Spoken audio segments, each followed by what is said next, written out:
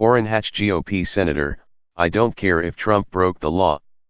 To Orrin Hatch, it's okay to commit felonies if you're a Republican. Senator Orrin Hatch, the retiring Republican from Utah who will be replaced by failed presidential candidate Mitt Romney, really doesn't have a problem with fellow Republicans who commit crimes. Asked to respond to recent court filings that directly implicate Trump in a felony, Hatch first tried to deflect by suggesting Democrats had somehow made the whole thing up. The Democrats will do anything to hurt this president, Hatch said. But this very serious and very credible allegation against Trump comes from federal prosecutors, not Democrats. Prosecutors in the Southern District of New York laid out the case in a sentencing memo for Michael Cohen, Trump's former lawyer.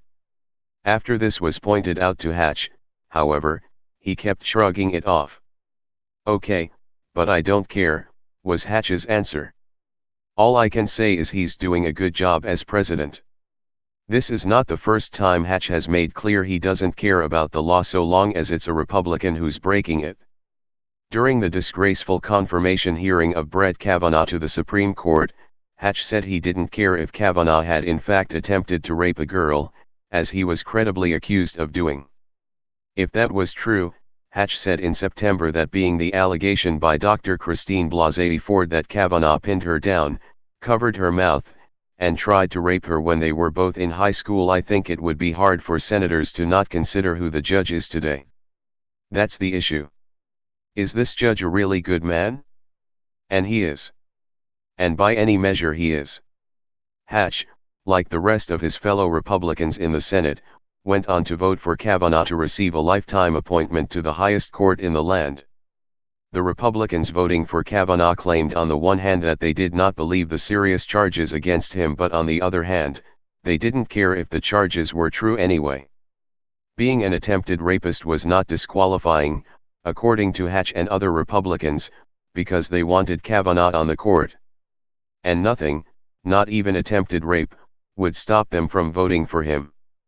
Now Hatch is making the same case for Trump and the felony in which he is implicated. It's probably not true, Hatch argues, but even if it is, so what? Why should we care whether the President of the United States directed criminal acts for the explicit purpose of trying to win an election? I don't think he was involved in crimes, Hatch added without giving evidence of Trump's supposed innocence, but even then, you can make anything a crime under the current laws. If you want to, you can blow it way out of proportion, you can do a lot of things. To be clear, the court papers filed last Friday implicate Trump in a serious felony. We're not talking about simply running a red light here. As Representative Gerald Nadler, D. New York, the incoming chairman of the House Judiciary Committee, put it, the latest documents suggest that Trump was at the center of a massive fraud against the American people. That's far more serious than Hatch is acknowledging. But Hatch, as he said, doesn't care. Hatch thinks Trump is doing a good job, and that's all that matters to him, even though most Americans would beg to differ. It's no wonder Hatch's own local paper, the Salt Lake Tribune, famously ripped him to shreds in an op-ed last year for his blind fealty to Trump. The editors slammed him for his utter lack of integrity that rises from his unquenchable thirst for power and for shamelessly sucking up to Trump. Hatch has certainly done plenty of that. Last year, he even said that Trump's presidency might be the greatest we've seen not only in generations but maybe ever, an absurd and demonstrably false claim.